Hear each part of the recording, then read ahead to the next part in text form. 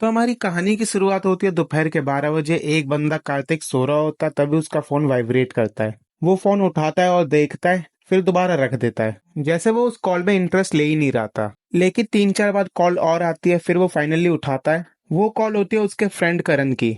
करण कार्तिक से पूछता है कि क्या कर रहा है। कार्तिक बोलता है कि मैं सो रहा हूँ। तब करण कार्तिक की बेइज्जती करते हुए बोलता है, अबे जानवर है क्या, पूरे दिन सोता रहता है। कार्तिक बोलता है कि बता काम क्या है। करण बोलता है, मैंने ऋषिकेश की ट्रिप प्लान की है और हम चल रहे हैं। ये सुनने के बाद कार्तिक को बिल्कुल भी इंटरेस्ट नहीं होता ट्रिप में। वो बोलता है कि मैं नहीं जा रहा। तब करण कहता है कि मैं पूछ नहीं रहा, मैं बता रहा हूँ, हम चल रहे हैं। सीन शिफ्ट होता है रेलवे स्टेशन पे, जहाँ पे करण और कार्तिक अपने बैकपैक के साथ ट्रेन का इंतजार कर रहे होते हैं। तब करण बोलता है, भाई न्यू ट्रिप है, कुछ एक्साइटमेंट तो दिखा। कार्तिक बोलता है कि मेरी लाइफ में अब कुछ बचा ही नहीं जिससे मैं एक्साइटेड हो सकूं। फिर कुछ देर बाद ट्रेन आ जाती है, तो कार्तिक करण से बोलता है कि ट्रेन आ गई है, चलो अंदर चलते हैं। ट्रेन में जाने के बाद कार्तिक और करण अपनी अपनी सीट लेते हैं। उसी के 10 मिनट बाद दो कमजोर दादा और दादी आते हैं और सीट देख रहे होते हैं, मगर ट्रेन फुल होने की वजह से उन्हें सीट नहीं मिलती। तब करण उन दोनों को देख लेता है और अपनी सीट ऑफर करता है। उसे देखते हुए कार्तिक भी अपनी सीट ऑफर कर देता है। फिर कार्तिक करण से फर्स्ट्रेट होकर बोलता है कि भाई सीट देने की क्या जरूरत थी। करण बोलता है, भाई कभी कभी मदद कर देनी चाहिए, तेरी तरह नहीं कि दुनियादारी से मतलब ही नहीं है। तब जैसे तैसे बड़ी मुश्किल से वो लोग ऋषिकेश पहुंच जाते हैं। करण तो बहुत एक्साइटेड होता है, लेकिन कार्तिक के चेहरे पे एक भी एक्साइटमेंट नहीं होती। कार्तिक आते साथ ही करण से बोलता है, चल अब होटल में चलते हैं। जैसे ही दोनों होटल में जाते हैं, कार्तिक बेड पे लेट के सोने लग जाता है। करण कार्तिक से बोलता है, भाई यहाँ पे सोने आया है कि मजे करने आया है, चल ऋषिकेश एक्सप्लोर करेंगे। कार्तिक का बिल्कुल मन नहीं था घूमने का, लेकिन करण के जिद करने की वजह से उसे जाना होता है। वो लोग ऋषिकेश एक्सप्लोर कर ही रहे होते हैं, मार्केट घूम रहे होते हैं। करण तो बहुत एक्साइटेड होता है, लेकिन कार्तिक बिल्कुल भी नहीं होता।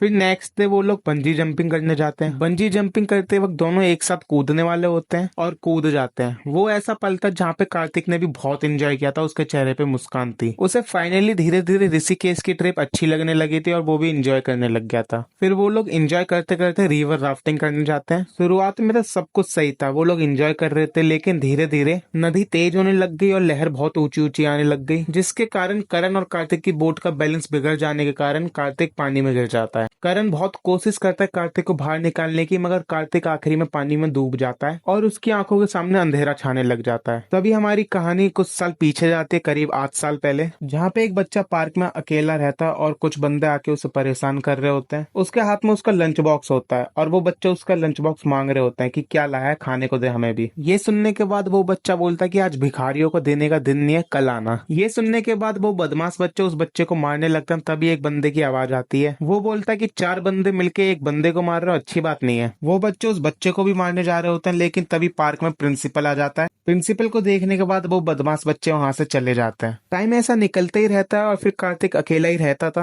फिर एक दिन वही बदमाश बच्चे कार्तिक के पास आते हैं और उसके सर पे बोतल मार के कहते हैं कि पानी भर के ला। तब कार्तिक उन लोगों से कुछ नहीं बोलता और चुपचाप पानी भरने चला जाता है। लेकिन जब वो पानी लेके आता है और उन लोगों से बोलता है, यार मैं अपने कुत्तों को बार बार पानी देना कैसे भूल जाता हूँ। यही सुनने के बाद वो बदमाश बच्चे दोबारा कार्तिक को मारने लग जाते हैं, मगर इस बार करण ने उन लोगों को रोका नहीं, कार्तिक का साथ देते हुए उन लोगों को मारा। तो कुछ देर फाइट होने के बाद सीन शिफ्ट होता है एक पार्क में, जहाँ पे करण और कार्तिक साथ में बैठे होते हैं। कार्तिक करण से कहता है कि तुमने उनसे फाइट क्यों करी, मैं तो तुम्हारा दोस्त नहीं हूँ। करण कहता है कि पता है, लेकिन जो तुम्हें बोतल मारी थी वो मेरी बोतल थी। ये बात सुनने के बाद कार्तिक जोर से हंसने लग जाता है, क्योंकि वो बोतल कार्तिक की थी। तो उस दिन के बाद से करण और कार्तिक बहुत अच्छे दोस्त बन गए, हमेशा साथ में खेलते थे, खाते थे, स्कूल जाते थे। इसी तरीके से कई साल निकल जाते हैं। फिर सीन शिफ्ट होता है एक पार्टी में, जहाँ पे सब लोग एंजॉय कर रहे होते हैं, लेकिन कोने में कार्तिक अकेला होता है। तभी कार्तिक के ऊपर कोल्ड ड्रिंक गिरती है। कार्तिक देखता है कि ये किसने गिराई है, वो एक लड़की होती है। तभी वो कहती है कार्तिक से कि सॉरी, मैंने तुम्हें देखा नहीं। तो बदले में कार्तिक भी उसके ऊपर कोल्ड ड्रिंक गिरा देता है और कहता है हिसाब बराबर। ये सब होने के बाद लड़की उससे कहती है कि मैंने तुम्हारे जैसा बदतमीज आज तक नहीं देखा।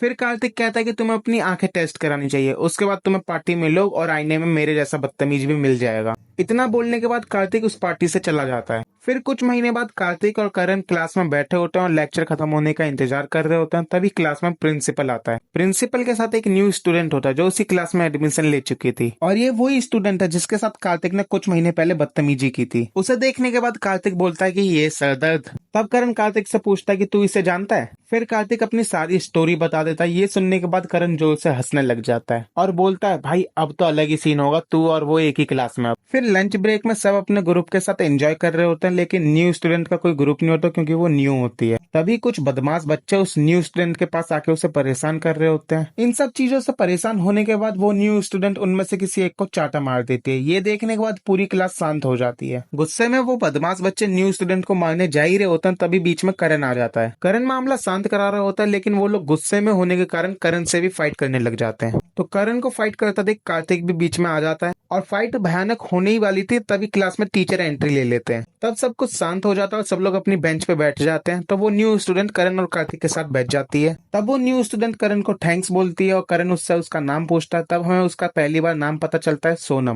लेकिन सोनम कार्तिक से कुछ नहीं कहती क्योंकि उसे पार्टी का अभी भी याद है। तो इसी तरह ये तीनों दोस्त बन जाते हैं और साथ में रहने खाने लग जाते हैं। करण और सोनम की खूब बनती थी, लेकिन कार्तिक और सोनम की बिल्कुल भी नहीं बनती थी। जब देखो एक दूसरे को रोस्ट करते थे, एक दूसरे की टांग खींचते थे। मगर इतना सब होने के बावजूद भी इनकी दोस्ती पक्की होती गई। तो धीरे धीरे टाइम बीतता रहा और जल्दी तीनों 12th में आ गए। तब तीनों डिसाइड करते हैं कि ये लोग जाएंगे एक ही कॉलेज में। तो कुछ समय के बाद 12th के एग्जाम भी खत्म हो जाते हैं। तब ये तीनों कैफे में बैठे होते हैं और बात कर रहे होते हैं। तब सोनम कार्तिक और करण से कुछ ऐसा बोलते हैं जिससे सुनने के बाद कार्तिक और करण बिल्कुल उदास हो गए थे। वो बोलते हैं कि वो उनके साथ कॉलेज में एडमिशन नहीं ले सकते क्योंकि उसके पापा का ट्रांसफर हो गया है। तो कार्तिक उदास होकर उससे पूछता है कि तुम लोग जा कब रहे हो। सोनम बोलती है, कल। ये सुनने के बाद कार्तिक गुस्से में बोलता है, मतलब तुम्हें पहले से ही पता था ट्रांसफर के बारे में और तुमने हमें बताया नहीं। ये सुनने के बाद करण शॉक हो जाता है और वो सोनम से पूछता है, क्या ये सच है। तो सोनम बोलती है, हाँ ये सच है, मुझे 3 महीने पहले ही पता चल गया था। बस इतना सुनने के बाद करण गुस्से में वहां से चला जाता है। उसके पीछे पीछे कार्तिक भी चला जाता है। तो नेक्स्ट डे सोनम कार्तिक और करण का इंतजार कर रही होती है रेलवे स्टेशन पे, लेकिन दोनों में से कोई नहीं आता। लेकिन अंदर ही अंदर सोनम को पता था कि वो दोनों आएंगे। तो लास्ट मोमेंट पे वो दोनों फाइनली आ जाते हैं और सोनम को आखिरी बार बाय बोलते हैं। उसके बाद सोनम ने कई कॉल और मैसेज किए, लेकिन कार्तिक और करण ने एक भी रिप्लाई नहीं दिया। फिर स्टोरी आती है प्रेजेंट टाइम पे, जहाँ पे कार्तिक अभी भी बेहोश है और उसकी आंखों के सामने अंधेरा छा रखा है। फिर फाइनली कार्तिक को 1 हफ्ते बाद होश आता है। तब वो याद करने की कोशिश करता है कि वो यहाँ पे कैसे आया। उसे सब कुछ याद आ जाता है। फिर वो बड़ी मुश्किल से वॉशरूम में जाता है और वॉशरूम में जाके शॉक हो जाता है क्योंकि आईने में वो नहीं कोई और ही दिख रहा था, एक लड़की जिसकी बॉडी में वो है। आखिर ये सब हुआ कैसे और कार्तिक की बॉडी कहाँ है, ये सब पता चलेगा आपको आने वाले एपिसोड्स में।